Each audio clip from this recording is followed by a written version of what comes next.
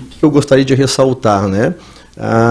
Minha mãe e meu pai, eles tinham uma representação de cosméticos no estado e eles tinham representantes em 220 cidades do estado, então eles viajavam muito. Nossa, grande, né? E eu passei a minha infância toda, né, acostumado com eles viajarem. Mas por que eu falo isso? Porque eles, principalmente a minha mãe, ela tinha um espírito de muito vendedor. E como eles trabalhavam no ramo de cosméticos, né,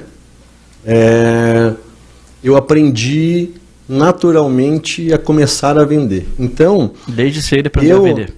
Eu tenho lembranças de com 8, 9 anos, 10 anos, eu ia nos vizinhos com o catálogo da minha mãe, né, catálogo da empresa da minha mãe de cosméticos, e eu ia vender.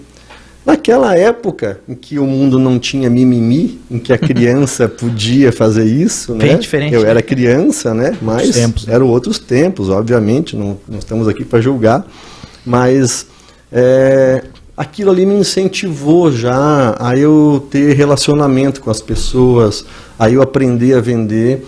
Então eu lembro muito bem que eu vendia e a minha mãe me dava 40% de comissão do que eu vendia. Então eu chegava nas vizinhas, né? Eu lá, um piazinho, né? Que falava, olha, você não quer aqui um shampoo, um batom, um creme rinse, que na época era, né, o condicionador na época.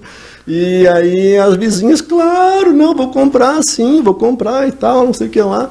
E eu comecei, na verdade, as minhas primeiras memórias que eu falo de comunicação foram através daí.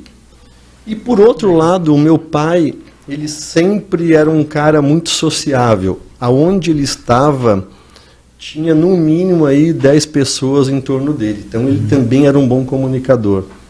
E ele me incentivava, cada vez que ele chegava do trabalho, a eu decorar e declamar poesias gaúchas.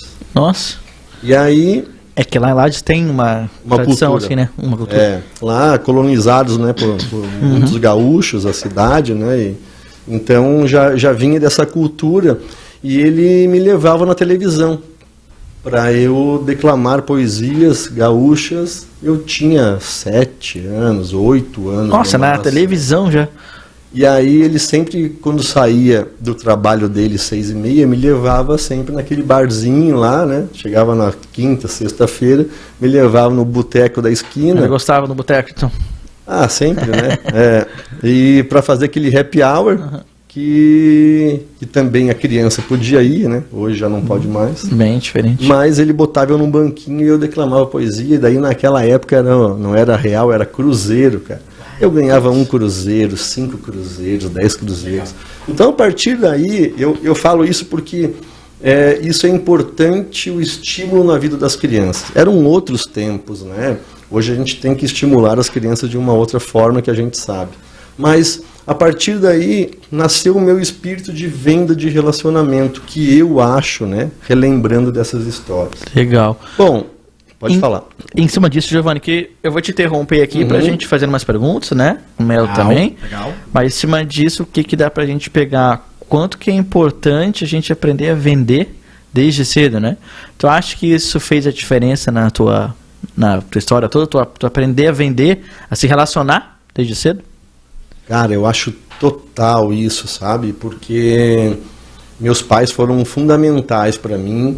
Mesmo talvez eles não sabendo, eu acho, ou eles sabendo, isso para uma criança, você aprender a se comunicar, a se relacionar, né? Hoje na escolinha você já entra cedo, na minha época você só entrava depois dos 7 anos, Sim. Entende? Porque as mulheres não trabalhavam há 50 anos atrás, né? Na verdade estou falando há 40 anos atrás. Claro, era outro tempo, né? Outro tempo, mas era a forma, então acho que foi fundamental para mim nesse processo de aprendizagem e que eu comecei a ficar mais desinibido, mais com aquela parte expansiva de falar. Então na escola eu já era o orador, na escola eu já fazia os trabalhos de classe, né?